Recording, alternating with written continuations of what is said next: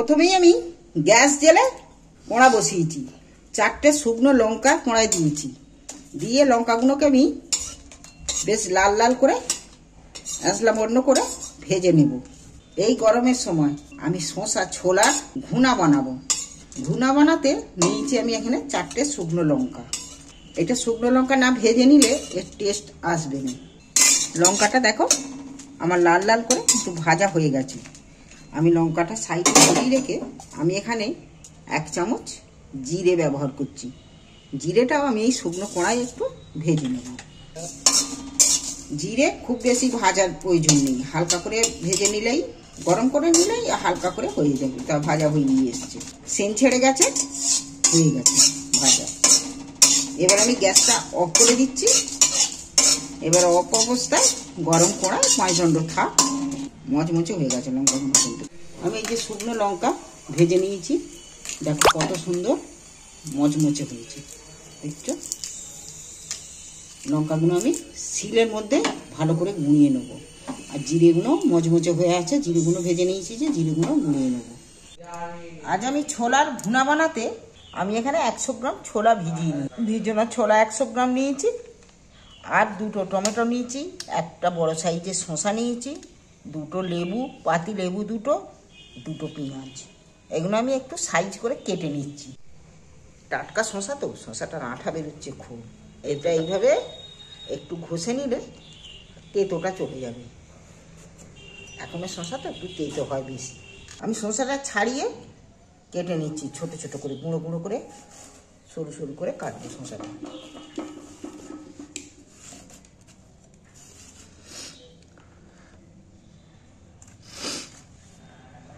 দেখো শসাটা আমি এই সাইজে করে শসাটা কেটে নিয়েছি।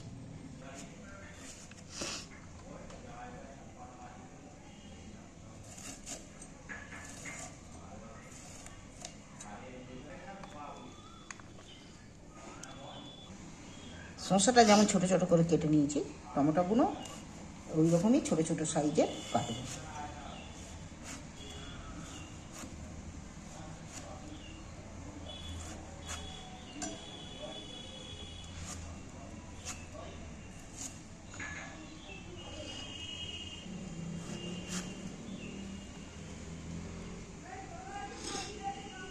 পেঁয়াজও এই সাইজের করে পেঁয়াজও কেটে নিয়েছি। এই ছোলার ভুনা বানাতে নিয়েছি আলু, 2টো আলুকে কেটে সেদ্ধ করে আধমাখা করে নিয়েছি, শসা কেটে নিয়েছি, টমেটো পেঁয়াজ কেটে নিয়েছি, আর এখানে ছোলাগুলো ভিজনা ছোলা, সেও আমি তুলে দিচ্ছি এর মধ্যে।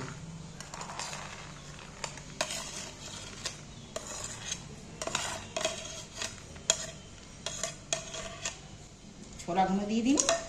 এবার আমি 2টো লেবু কেটে রেখেছি, লেবুর রস নিংড়ে দিচ্ছি প্রথমে। পরিমাণ মতো নুন দিচ্ছি। লেবুর রস দেওয়া হয়ে গেছে। এবার যে লঙ্কা, ভাজা লঙ্কাগুলো, সেগুলো আমি এর মধ্যে ছড়িয়ে দিচ্ছি। এবার জিরে ভাজা গুঁড়ো, সেটাও এর মধ্যে ছড়িয়ে দিচ্ছি। 1 চামচের মতো সর্ষের তেল দিয়ে দিচ্ছি। ঝাল হওয়ার জন্যে আমি আরও 2টো কাঁচা লঙ্কা কুচিয়ে এর সাথে দিচ্ছি, কাঁচা লঙ্কা কুচোনো। তবে এটা একটু মাখতে অসুবিধা হবে থালাটার মধ্যে। আমি আরও একটা জায়গা নিয়েছি মাখার জন্য, এর মধ্যে ঢেলে নিচ্ছি, নিয়ে মেখে দিচ্ছি।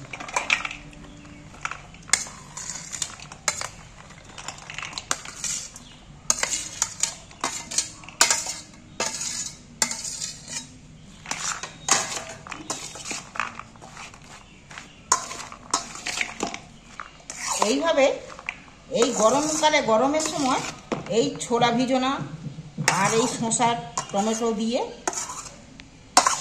ছোলার ভুনা বানালে খুব সহজেই বানানো যায়, অথচ খেয়েও তৃপ্তি হয় লোকের। বাড়ির লোকেরা খেয়েও পছন্দ করবে। তোমাদের এই ভুনা যদি ভালো লেগে থাকে, চ্যানেলটা অবশ্যই সাবস্ক্রাইব করবে। দেখো কত সুন্দর খেতে হয়ে দেখতে হয়েছে। যেমন দেখতে হয়েছে, খেতেও কিন্তু তেমন স্বাদের হবে।